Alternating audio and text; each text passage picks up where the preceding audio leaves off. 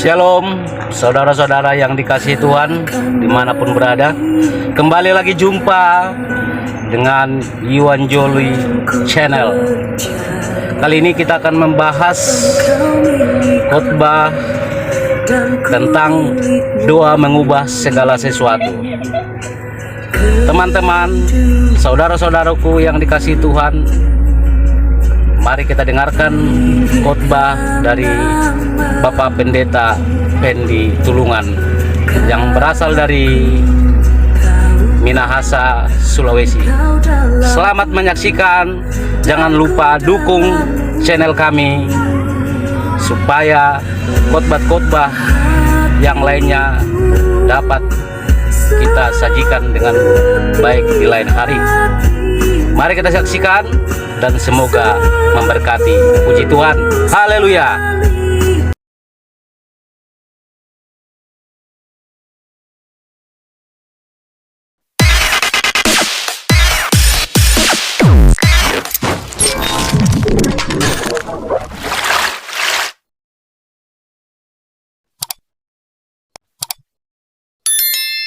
Halo. Selamat pagi, salam sejahtera dalam kasih Tuhan Yesus Kristus. Saya sangat bersyukur kepada Tuhan boleh ada di hadapan Bapak Ibu semua sidang jemaat di tempat ini. Terima kasih buat Bapak Gembala, Bapak Pendeta Fitli yang mempercayakan saya untuk bisa membagikan berkat firman Tuhan. Bapak Ibu Saudara, sebelum saya masuk dalam firman Tuhan, ada pepatah bilang tak kenal maka tak sayang. Jadi perkenalkan, nama saya Pendeta Pendi Tulungan. Saya juga berasal dari suku Minahasa, orang Manado, sama dengan Bapak Gembala, Bapak Ibu semua. Dan kebetulan memang saya dari dulu 2006 saya ada di Riau. Saya pikir saya tidak punya siapa-siapa, tidak punya saudara. Memang secara manusia, secara hubungan daging, ternyata kami punya hubungan keluarga dengan Bapak Gembala di tempat ini. Saya baru tahu dari 2006 ternyata kami punya kakak beradik, abang adik gitu. Jadi kami cucu bersaudara. Jadi puji Tuhan, saya pastikan di dalam Tuhan tidak ada sesuatu yang secara kebetulan. Amin. Semuanya dalam perancangan Tuhan, sehingga saya boleh ada berdiri di hadapan Bapak Ibu jemaat Tuhan yang dikasihi Tuhan. Amin. Bapak Ibu Saudara, saya datang dengan anak saya yang sulung. Puji Tuhan juga diizinkan main musik, walaupun belum begitu pintar, tapi Tuhan pakai untuk memuliakan nama Tuhan. Jadi kami dua ternyata bisa melayani di depan Bapak Ibu semua karena anugerah Tuhan. Jadi terima kasih buat kepercayaan, satu kebanggaan bagi saya. Saya tinggal di Pekanbaru, istri saya orang Jawa. Jadi kalau saya kebetulan saya pelayanan pengembalaan di daerah Kabun, Rokanhulu juga, tapi di desa Kabun. Jemaat saya juga yang saya layani dipercayakan Tuhan ada dari suku Nias, ada juga dari suku Batak. Jadi saya pernah katakan Bapak Ibu, entah dari mana ceritanya, saya yang orang Manado, yang logat bahasa yang berbeda, menghadapi orang yang berbeda juga, bahasa Nias, bahasa Batak. Jadi kadang-kadang nggak ngerti rencana Tuhan itu luar biasa, dipertemukan karena kita mengasihi Tuhan. Amin. Jadi Bapak Ibu Saudara, pagi hari ini saya ingin membagikan seringkan suatu berkat firman Tuhan di dalam kitab 2 Raja-Raja pasal yang ke-20. 2 Raja-Raja pasal 20 ayat yang pertama sampai ayatnya yang ke-6. Kita akan belajar bersama-sama firman Tuhan ini. Kita akan lihat berkat di dalamnya. Saya akan bacakan bagi Bapak Ibu Saudara semua. Firman Tuhan berkata demikian dalam nama Yesus. Saya baca ayat pertama, 2 Raja-Raja pasal 20. Pada hari-hari itu Hizkia jatuh sakit dan hampir mati. Lalu datanglah Nabi Yesaya bin Amos dan berkata kepadanya, beginilah firman Tuhan, sampaikanlah pesan terakhir kepada keluargamu, sebab engkau akan mati dan tidak akan sembuh lagi.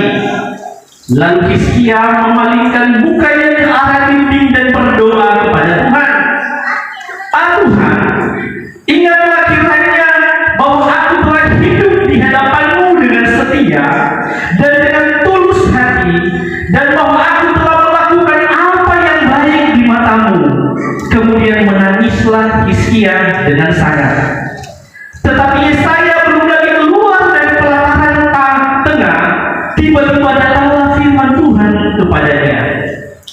Baliklah dan katakanlah kepada Hizkia, raja umatku, beginilah firman Tuhan Allah Daud bapa leluhurmu.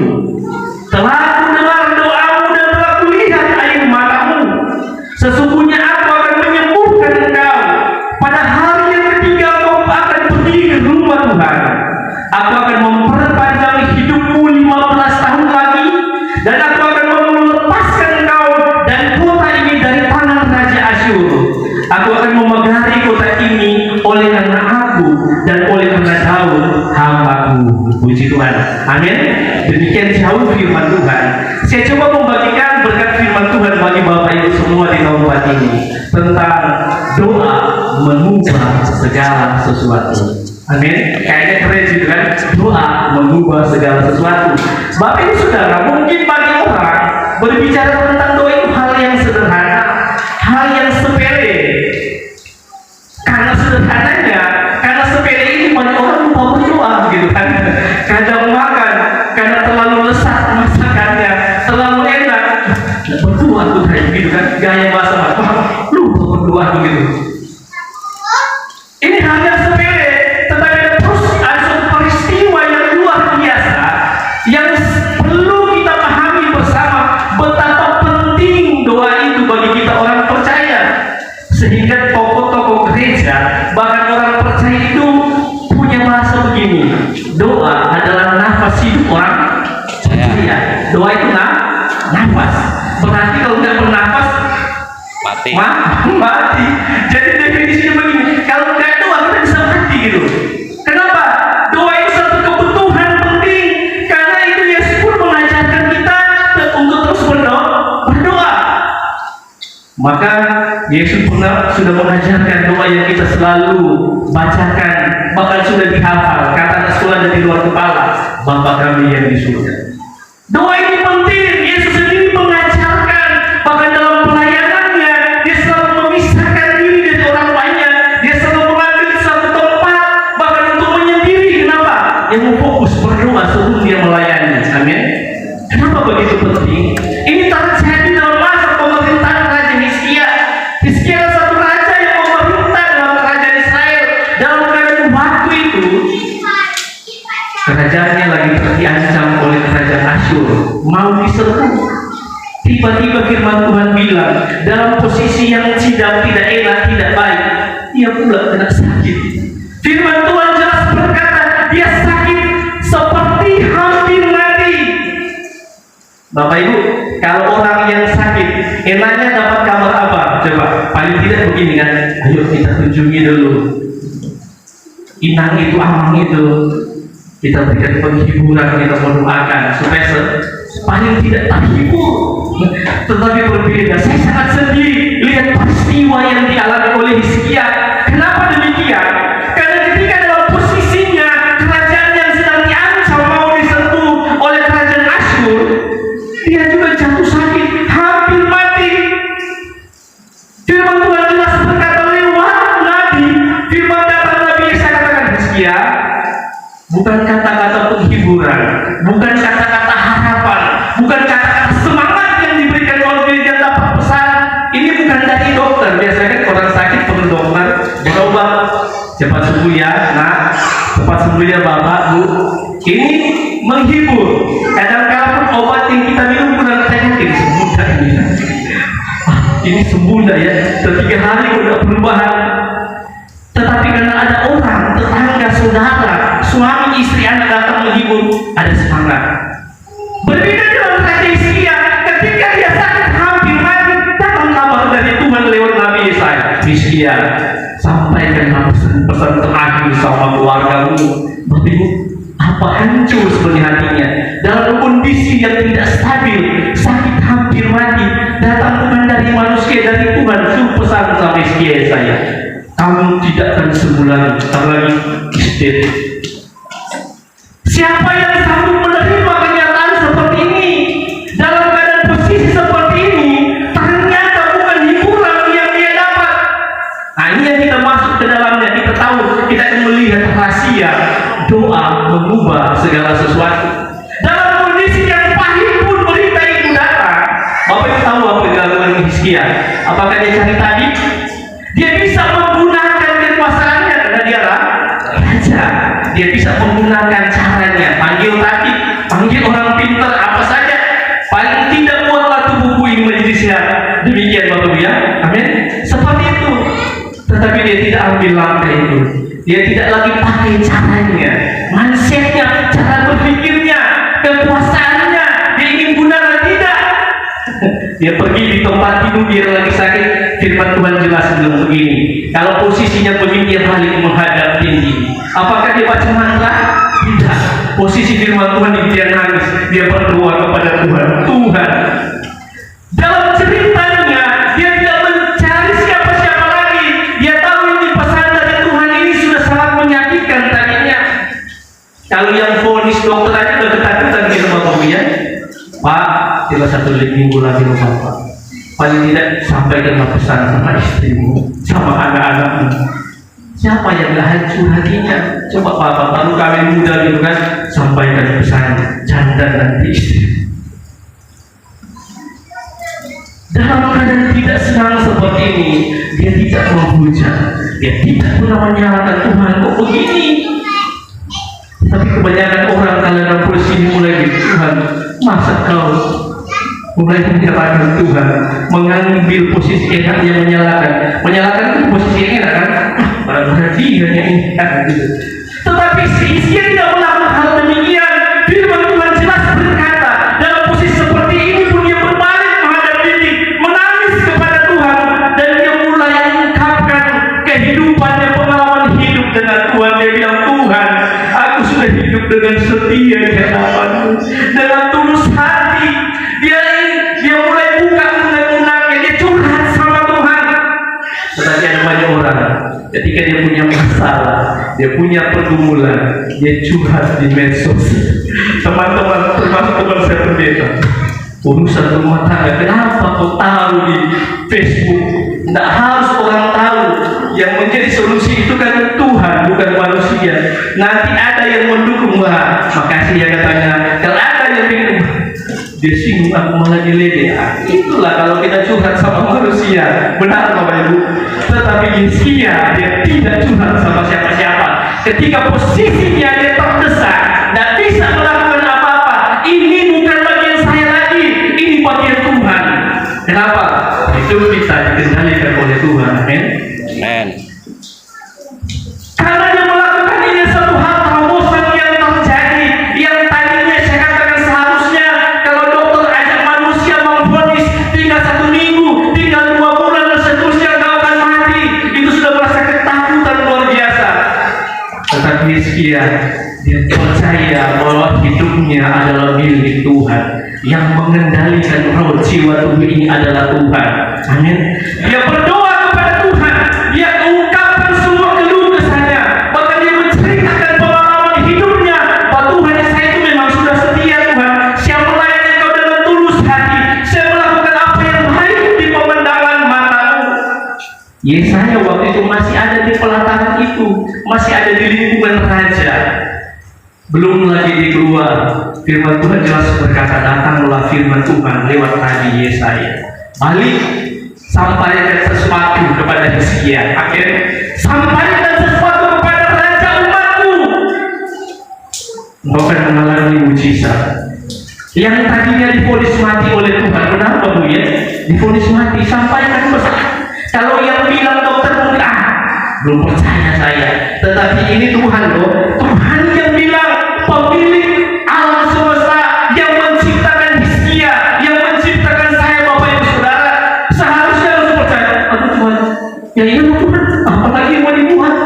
Tetapi dia percaya ketika dia berdoa. Firman Tuhan jelas berkata, ketika dia melakukan itu ada mujizat, ada perubahan hidup. Firman Tuhan datang kepada Hizkia lewat Nabi Yesaya. Kamu diperpanjang umur, dapat umur berapa? 15 tahun. Luar biasa. Jadi Bapak Ibu Saudara, orang mungkin menganggap doa itu hanya sesuatu yang sepele.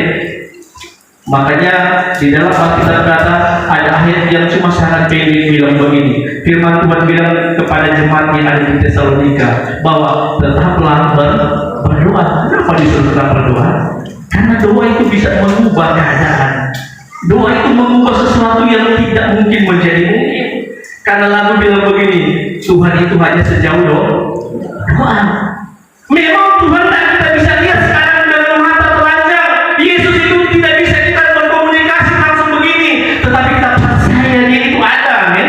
Allah adalah Tuhan itu roh, Dia bisa berkomunikasi dengan siapapun dengan doa saja. Hizkia dalam posisi itu ketika dia berdoa, akhirnya polis itu berubah. Bahkan Bapak Ibu katakan yang polis itu Tuhan sendiri. Tetapi lihat ketika dia berdoa, mengubah keadaan yang sakit itu jadi sembuh. 15 tahun dia ditambah umurnya. Amin. Amin. Saya punya kesaksian begini, Bapak Ibu Saudara. Saya masuk di Pekanbaru tahun 2006. Saya dengan istri, saya cita-cita dengan Bapak Gembala. Saya punya latar belakang dari organisasi yang berbeda. Saya dari DPDI dulu, pindah merantau lagi kan.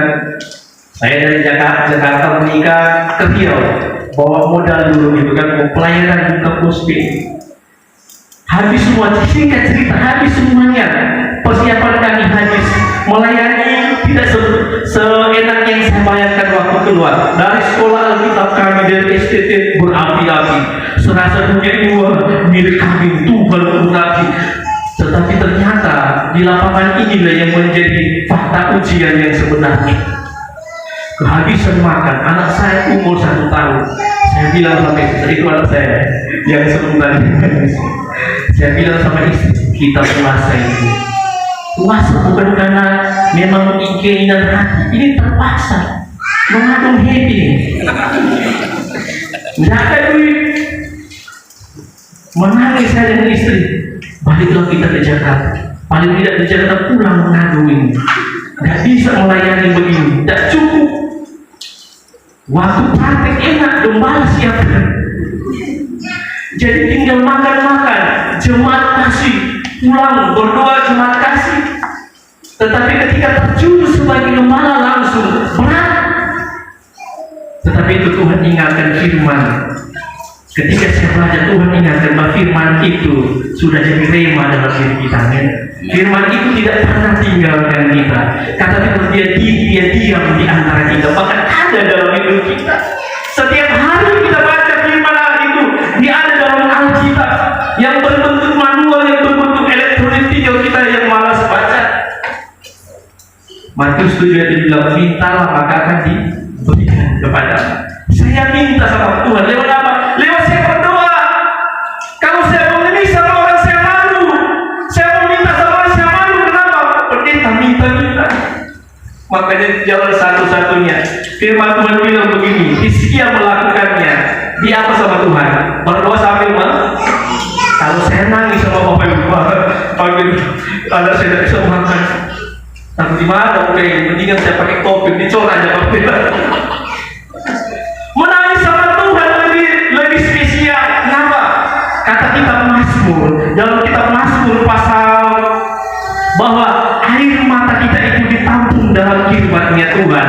Ketika Hizkia menangis dengan sungguh-sungguh meminta anugerah Tuhan, ternyata doa orang percaya itu berharga di mata Tuhan. Haleluya. Ketika kau sudah berdoa, air mata kita itu tidak air mata cengeng.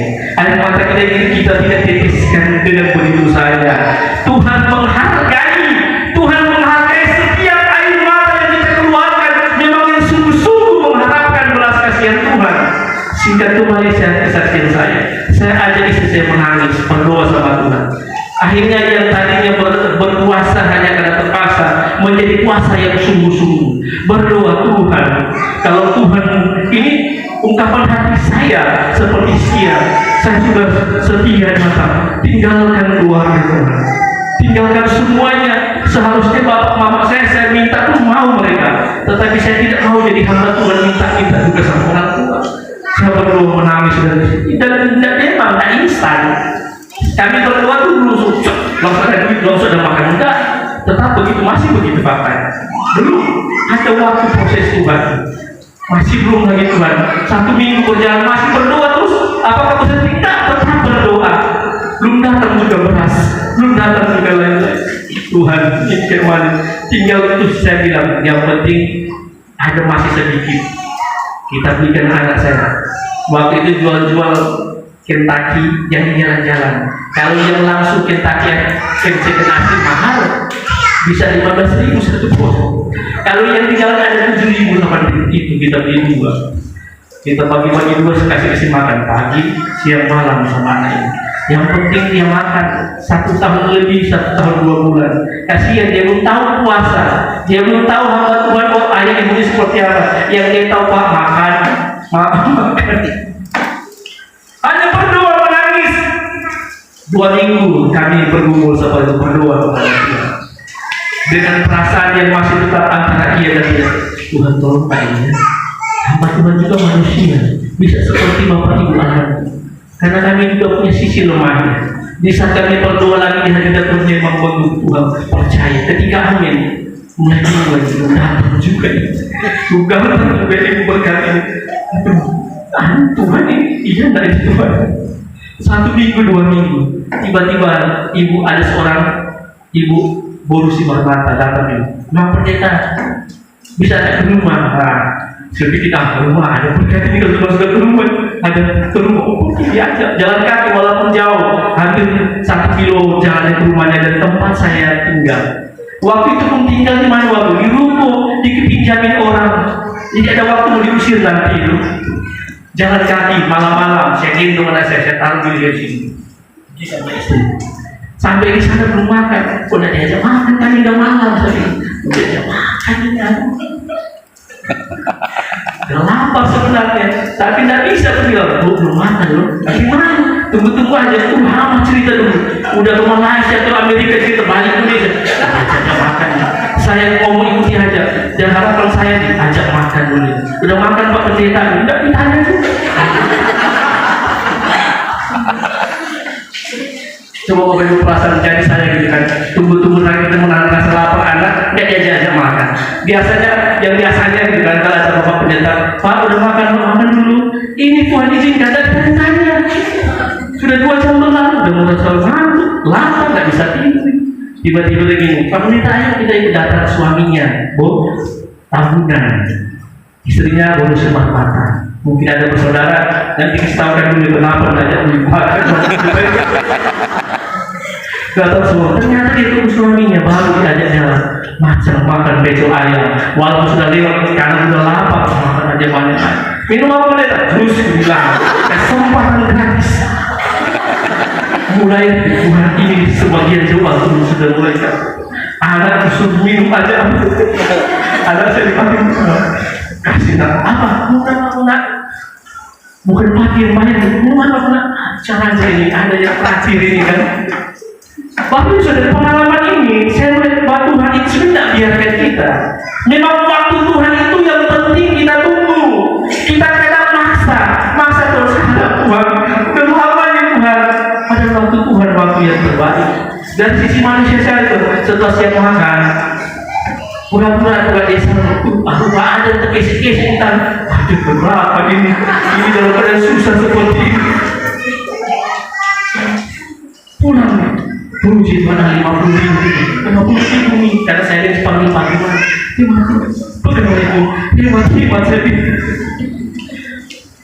memang kalau cerita ini memang ada geli mendengarnya tapi itu pengalaman saya yang penting ketika saya berdoa dengan sungguh-sungguh kepada Tuhan memang Tuhan tidak seperti yang kita bayangkan ketika kita malaikat mau jatuh Tuhan tidak ada proses panjang sudah lewati ada sesuatu yang harus dikorbankan perasaan bahkan semuanya bisa kita korbankan untuk menunggu waktunya Tuhan amin asal kenapa? Asalkan kita berdoa doa yang bagaimana yang mengubah segala sesuatu kita baca dari Hizkia dalam firman Tuhan berkata dalam Matius pasal yang ke-21 ayat 2 bilang begini dan apa saja yang kau minta dalam doa dengan kepercayaan kamu akan menerimanya berdoa dengan kepercayaan yakin gitu yakin dengan doamu tapi kadang-kala kita berdoa kita tak yakin dengan doa kita sendiri jangan Pak Pendeta jadi dulu Pak Pendeta doakan dulu Selamat Tuhan ini jemaat itu tidak yakin dengan doanya padahal Tuhan itu tidak penting gaya bahasamu tutur katamu sehingga ada jemaat saya juga berdoa Pendeta tapi aku berdoa susah aku ngomong saya bilang saya kasih kesaksian begini. Ada seorang anak, saya mau mengajarkan dia untuk supaya tidak terlalu berpikir dengan cara yang kata-kata yang bagus untuk berdoa. Karena kalau terlalu bagus berdoa, tanya Bapak Gembala itu orang Farisi kan, Altora panjang-panjang doanya. Ujungnya apa kata Yesus? Supaya dapat penghormatan dan happy. Pikir doa panjang-panjang bagus sama Tuhan, bukan itu. Saya ceritakan sama jemaat yang kamu begini loh. Ada seorang anak masih kecil, dia diajarkan dari guru sekolah minggu, bahkan mama bapaknya ajarkan cuma satu doanya. Doanya gampang, doa makan aja. Tuhan Yesus berkati makanan dan minuman ini, haleluya, amin. Dan dia kan Bapak Ibu, sederhana. Satu saat ketika dia mengajar remaja, disuruhlah dia sama bapaknya petani. Mamanya bilang, nak, bak bontot sama bapak di ladang. Tapi mereka dekat hutan. Ini ilustrasi Bapak Ibu cerita. Kejadian ini bukan benar pernah terjadi, tapi semua ilustrasi yang saya ingin supaya Bapak Ibu memahami tentang yang namanya doa. Ketika dia melewati hutan, menghantar makanan sama ayahnya yang sedang kerja di ladang, tiba-tiba dia disergap. Sumatera terkenal ikan apa? Harimau Sumatera itu. Anak ini bingung, tidak ada ketemu dia sendiri. Langsung diingat, guru sekolah minggu, bapak mamaku mengajarkan aku doa. Tapi yang dia tahu cuma doa makan. Langsung diangkat tangan begini, Tuhan Yesus berkatilah makanan dan minumannya, haleluya, amin. Lari sehingga harimaunya. Percaya Bapak Ibu? Saya dengan saya percaya. Kenapa?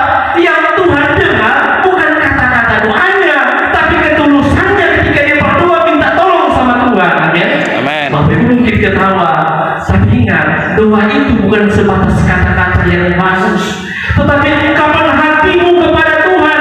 Doa itu bisa mengubah keadaan. Anak itu tidak ada, cuma Tuhan Yesus berkatilah makanan minuman, haleluya. Ketika dia buka mata, mana minuman tidak ada, lari. Aku mau pikir, di bawah makanan di mana sebenarnya ini? Yang tadinya dia mau dijadikan manusia, sekarang aku dijadikan makanan sebenarnya. Sederhana sebenarnya ilustrasi, tetapi saya cuma ingin mengaitkan penting kita itu berdoa. Amin. Bapak Ibu mungkin lagi berguru, firman Tuhan tadi bagi, dan apa saja yang kamu minta dalam doa dengan penuh kepercayaan, percaya dengan sungguh-sungguh, yakin dengan doamu. Saya mengatakan ke Pekanbaru pun demikian, yang tadinya jalan kaki, ibu ini ngurusin mata, dia mulai tertarik. Saya bilang, Bu, saya mau pelayanan ke kamu, tidak punya kendaraan. Waktu itu kendaraan sepeda motor. Ketika saya kenal di Pekanbaru, namanya kereta. Di lomba pendeta ada kereta di rumah. Yang saya tahu kan kereta kereta api. Gimana relnya ini?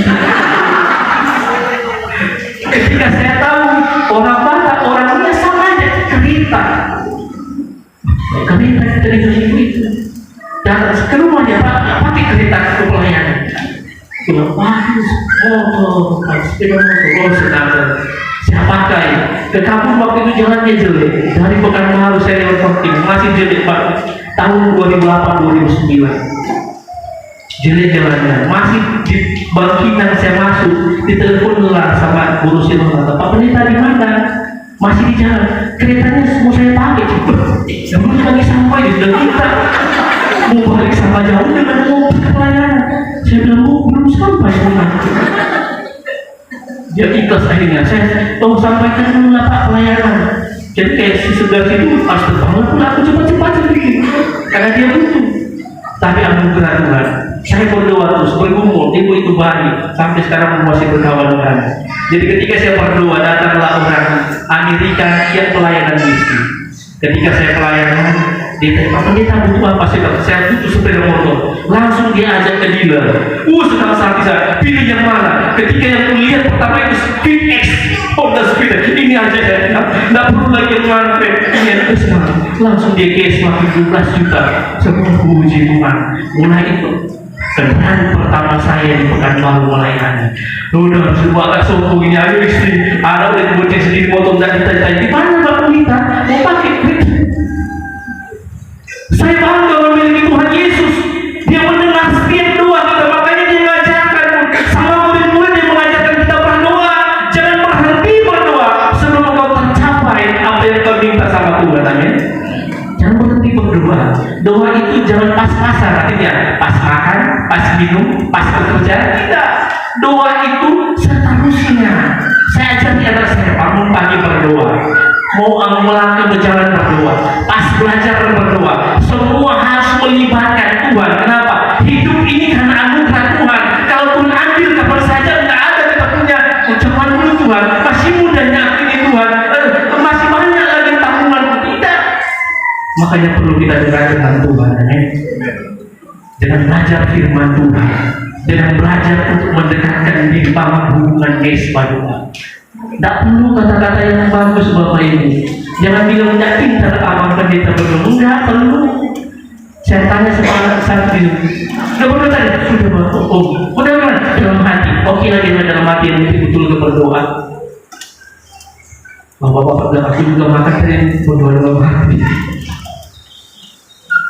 Saya mengatakan bahwa doa bisa mengubah segala sesuatu. Caranya harus kita tahu bagaimana. Kau harus percayai dengan doamu itu. Hizkia yakin dengan doanya, dia ungkapkan isi hatinya kepada Tuhan, dan Tuhan jawab doanya. Firman Tuhan bilang tadi kan begini, ayat yang kelima, baliklah dan katakanlah kepada Hizkia raja umatku, beginilah firman Tuhan, Allah Bapa leluhurmu, telah kudengar doamu telah didengar, dan apa? Dan telah kulihat air matamu. Amin. Jangan berhenti berdoa ibu. Amin. Kalau bapak-bapak yang malas ke gereja, yang masih marah-marah, air mata di hadapan Tuhan berharga itu. Kalau anak-anakmu masih bandel, kadang bapak ibu pun ngomong masih 200, dia sudah 2000 membalas. Itu kan, baru satu, balas soalnya. Bagaimana caranya? Doa bisa mengubah segala sesuatu. Sebab karakter hidup manusia tidak bisa diubah oleh ayah dan ibu, oleh opung, oleh siapapun. Karakter hidup hanya bisa diubah oleh Tuhan. Orang tua, ibu atau ayah hanya bisa batas yang menasihati. Semakin banyak pun kita ngomel, semakin gini, mengamuknya anak kita. Tetapi kalau kau berdoa, Tuhan yang mengubahkan karakter hidupnya. Amin. Doa itu penting. Sama seperti Hizkia dapat bonus hidup 15 tahun lagi. Karena dia apa? Dia sungguh-sungguh berdoa kepada Tuhan.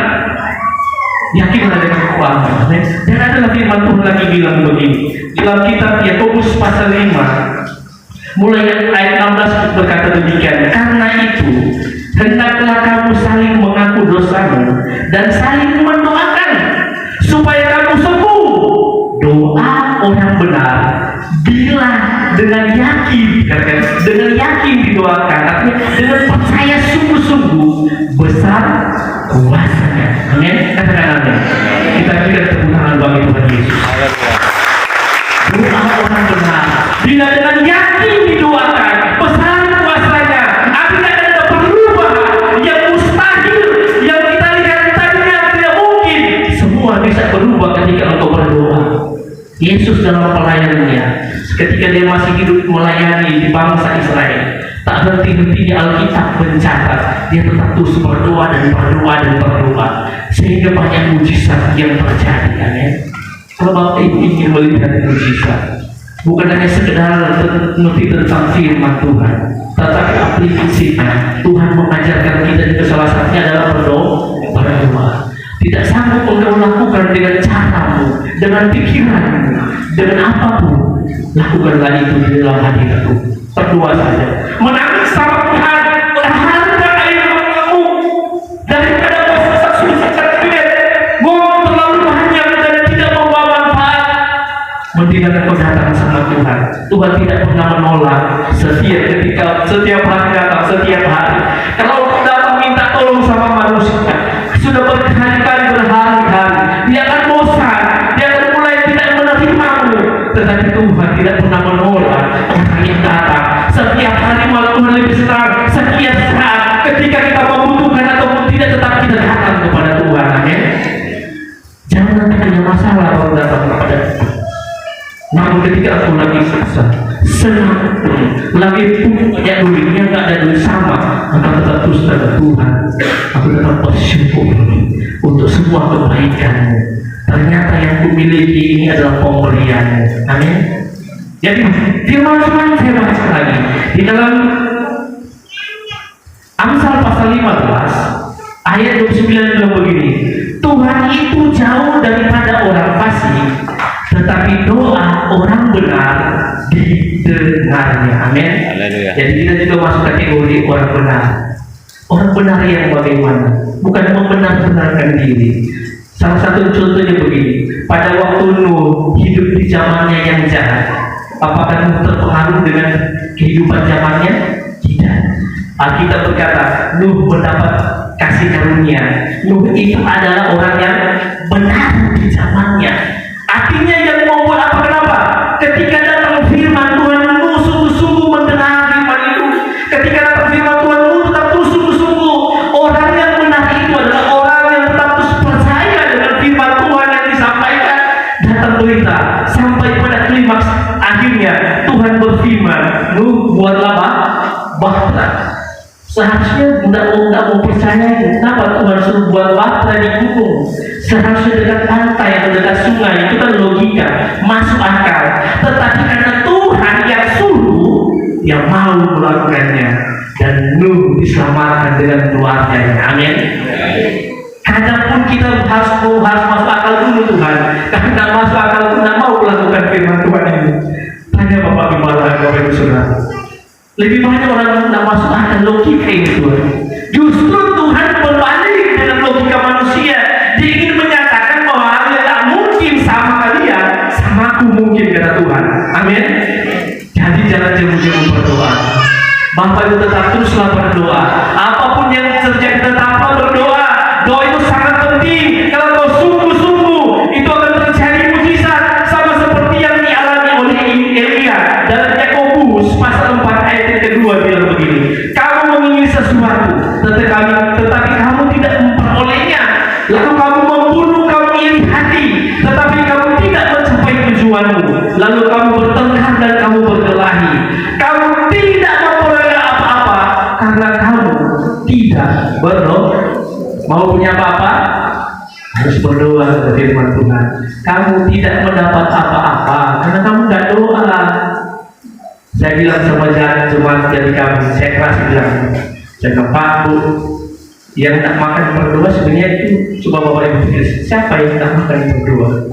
Baru Bapak Ibu jawab, binatang. Emang Bapak tahu dia tak berdoa? Berarti kalau Bapak tak berdoa, Bapak sama seperti binatang.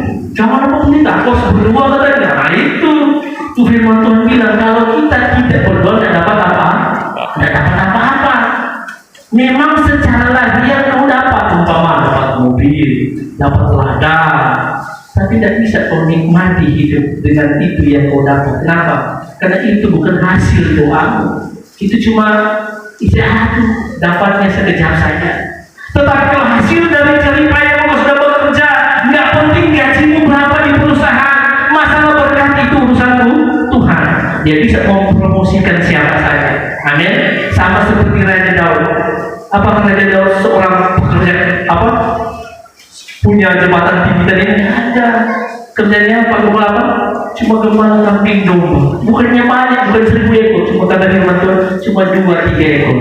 Dari pekerjaan seperti itu, gembala kambing domba, Tuhan ubah menjadi seorang raja.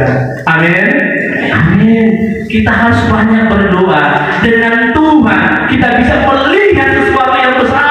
Kata firman Tuhan dalam kitab Yeremia, rancanganmu bukan rancanganmu, jalanmu bukan jalanmu. Rancangan Tuhan selalu rancangan damai sejahtera dan memberikan hari depan yang penuh dengan harapan. Asalkan kita dekat dengan Tuhan. Amin. Tuhan Yesus hanya sejauh doa. Kau berdoa saja. Dia dengar doa kita. Asal sungguh-sungguh kau yakin, percaya kepada Tuhan. Yang terakhir, Yakobus pasal 4 ayat yang ke 17. Saya bacakan dulu ini. Ayat 17. Elia adalah manusia biasa sama seperti kita, dan ia telah bersungguh-sungguh berdoa supaya hujan jangan turun, dan hujan pun tidak turun di bumi selama 3 tahun dan 6 bulan. Lalu ia berdoa pula dan langit menurunkan hujan dan bumi pun mengeluarkan buahnya. Kata firman Tuhan, Elia manusia dia sama kan dengan kita. Amin. Sama dengan kita, tetapi dia sungguh-sungguh berdoa. Coba Bapak Ibu doa ini, Tuhan jangan turun hujan selama berapa tadi? 3 tahun. Iya tak dengar tak itu? Sedangkan batu itu seluruh ini kedua-dua kan lebih baik anaknya setelah sakit kepala. Kita kadang tidak yakin dengan Tuhan. Saya ajari anak saya, kalau sakit tumpang tangan. Patimu sakit tumpang tangan. Anak saya yang kecil pun saya ajari. Ketika saya sakit, saya belajarkan mereka berdoa. Istri saya coba tumpang tangan sama dia, berdoakan saya. Tidak usah malu kita ditumpang tangan pun sama anak kita dan orang lain. Kita sedang mempraktikkan apa yang dikatakan oleh firman Tuhan. Amin. Doa. Karena kuasa itu, tanda-tanda ini kata kita Markus, tanda-tanda ini menyertai orang-orang percaya. Bapak Ibu percaya sama Tuhan Yesus? Ada kuasa itu. Berdoa saja tumpang tangan. Tidak harus amal pendeta yang datang harus pendeta dulu baru terjadi mujizat. Tidak. Kami hanyalah yang dipercaya ke Tuhan. Berbeda aja dengan Bapak Ibu. Tetapi kuasa itu milik orang percaya. Amin. Tuhan tumpang tangan istri kalau dia sakit. Tumpang tangan. Kalau bapak-bapaknya masih mabuk, istri malam-malam, jangan pas dia lagi saja. Tumpang tangan dalam nama Yesus Kristus. Berhenti makhluk-makhluk. Tidak masalah. Tidak masalah. Anak saya bandel. Demikian pun bapak-bapak. Kalau lihat istri masih cedera, pasti dia tidur tumpang tangan. Jangan di depan dia. Jangan mengestek. Amin, haleluya. Haleluya. Tidak ada yang salah di situ. Tapi kalau bapak-bapak tumpang tangan lagi marah, ditawa tinggal bertumbuh. Ibu-ibu pun demikian. Kalau bapak-bapak lagi marah, baru mau berdoa, wah, tenang nanti. Tetapi pakailah waktu dia sedang tidur. Saya ajari anak saya begitu. Pas tidur, istri saya dia praktik satu. Aku udah tidur baik-baik. Kita perlukan dia. Entah mungkin ada yang salah dalam diri saya, dia lihat. Ya cukup paham gitu. Saya imani aja tuh. Saya ini berubah juga. Saya juga manusia biasa. Mungkin diri saya gembala pendeta, tapi sama dalam posisi saya punya celah bisa jatuhnya di mana. Saya punya sisi yang saya bisa hancur juga. Saya terima doa saya juga. Dia nggak tahu saya imani, tapi dia praktik. Karena kalau saya masih bangun kan berani dia malu dia. Suatu pendeta, tumpang tangan, kesempatan hidup yang saya ajari begitu. Praktikkan waktu ini. Kalau suamimu masih malu dan masih hal-hal yang tak baik, tumpang tangan, doakan dia. Amin. Masa ibu nggak sayang suami itu tetap begitu? Ini contoh ya. Kalau nggak ada puji Tuhan, nggak ada bapak-bapak lagi kayak gitu. Sebaliknya bapak-bapak. Kalau ibu-ibu masih belum bertobat, ada yang belum bertobat di lain-lainnya, tumpangkan saat dia tidur. Anak yang masih melawan, tumpangkan tangan pada saat tidur. Kalau dia bangun, nanti kita dimarah-marahin. Kesempatan doakan dia. Amin. Tuhan mengajarkan kita dengan berdoa bisa mengubah. Saya kesaksian terakhir mengakhiri firman Tuhan. Kesaksian begini saya, anak saya yang sulung, anak kami 3, Andi Satria namanya sulungnya. Saya punya marga seperti orang bapak. Andi yang pertama, yang kedua Karis Kristino Tulungan, yang ketiga yang umur sekarang masih 6 tahun, Gracia Lopoli Tulungan, cewek. Anak-anak ini lebih patuh sama saya. Mau suruh apa aja mau, nasihatnya mau. Istri saya marah-marah. Kalau anak saya itu saksinya. Kalau disuruh maminya, diajarin mami mau apa, suka melawan. Saya biarin aja dulu, saya biarin aja istri saya itu. Lama-lama bosan dia, 2 bulan, 3 bulan. Langsung dia tahu sih kalau ini, dia panggil. Tapi sini, kenapa? Kenapa anak semua mau suka kalau dia suka mau? Padahal dia tidak sama aku. Saya sabar dengar dulu. Yang perempuan kan kalau tak didengar malah hancur aku dibuat. Udah mereka dengar. Jadi bapak-bapak kalau istri lagi ngomong diam saja. Kalau memantap, hamba jangan cuma sedikit dikeluarin nanti. Kayak ibu kan, itu ibu-ibu seperti itu. Kalau selesai dia keluarkan, jangan berani dihalangi. Ini banyak polisi dia bawa, dia polisinya di rumah. Biarkan dulu dia curhat isi hati. Gini, sambil nangis. Dan dia saya diam. Kok pergi cuma dia? Itu manusia saya ngomong. Saya bilang sudah. Gini, saya bilang gini. Bukan kata-katanya yang salah, Mami. Mami terlalu banyak ngomong nggak salah sebenarnya. Memang nggak begitulah ibu-ibu wanita. Tapi ada yang salah kurang sama. Kenapa? kamu kurang berdoa. Doa saja. Doa orang benar. Kalau orang benar kan perkataannya penuh kuasa. Amin. Harus kita imani itu. Apa yang kita kerjakan itu penuh kuasa. Kita percayai. Itu yang kita pegang sebagai hamba Tuhan. Yang kita ungkapkan kata yang penuh kuasa. Sama seperti Yesus. Orang pengikut-pengikutnya kan bingung. Dia berkata-kata bukan seperti manusia biasa, tapi penuh kuasa. Kita jangan kenal Tuhan kata-kata itu. Caranya bagaimana? Kau berhubungan dengan Tuhan. Engkau berdoa. Sederhana. Saya cuma lihat di sini. Itu dia. Dia tahu. Kenapa? Kita punya otoritas. Amin. Tuhan kasih dengan cuma-cuma. Tidak perlu marah-marah besar. Tidak perlu sampai hanya apa? Kelewatan. Sudah ada makian malah jadinya. Saya bilang jangan sampai dari mulut ayah ibu keluar segala kebut binatang sama anak kita. Pernah saya bilang kalau bapak ibu bilang anak bapak ibu anjing, anak itu anjing, bapak mamanya pelaku. Ya kan? Ya anak anjing yang melahirkan ibu, ya ibu anjing yang melahirkan. Jadi berhenti berkata-kata. Kita kata-kata yang harus kata-kata yang memberkati.